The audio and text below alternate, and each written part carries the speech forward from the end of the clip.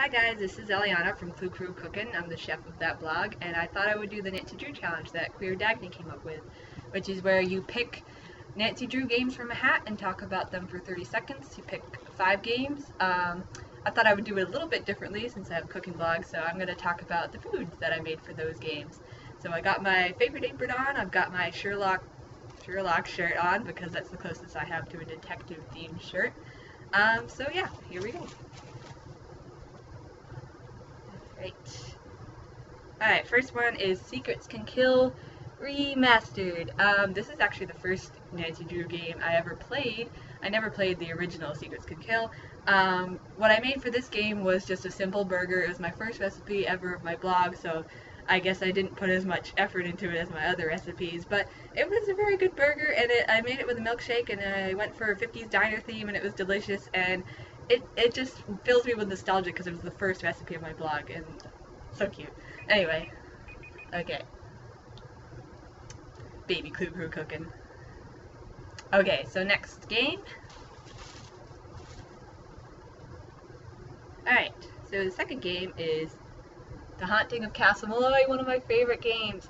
I love this game so much, mostly because of the soundtrack. But anyway, what I made for this game were a series of drinks so far.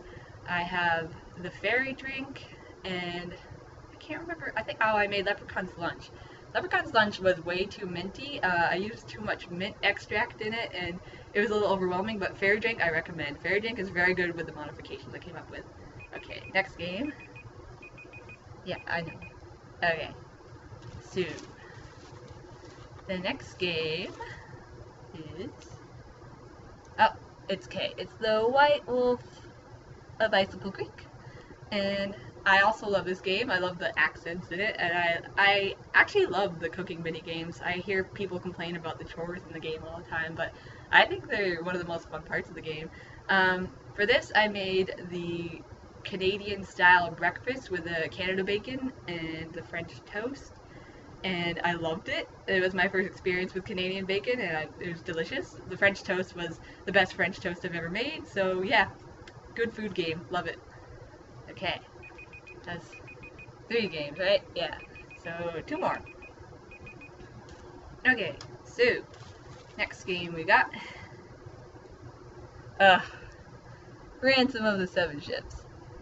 Everyone's favorite game. Okay, so for this I made a guava duff, which was not one of my best or most popular recipes. I researched what kind of food was made in the location of the game, which I can't even remember what it is. I think it's the Bahamas.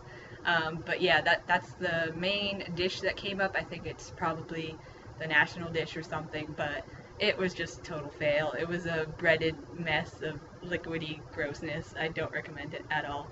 Guavas are interesting though. I think the ones I bought were just not ripe enough. Okay. So yeah, that was 4 games, 1 more. Next game. No, stop. Okay, next game is Tomb of the Lost Queen. Ooh. Another game that was rough with food. A lot of people were joking that this game just had water, which was pretty hilarious. I thought about making an April Fool's post where I just made water and did a recipe for water, but it's a little too stupid. But anyway, I made, what did I make? Oh yeah, I made the Egyptian national dish, which is koshari. I think that's how you pronounce it. Wasn't very popular because I think it just didn't look very appealing, but I really enjoyed it. It had chickpeas and macaroni noodles in it, and it was pretty delicious despite how ugly it looked. But yeah, I recommend it.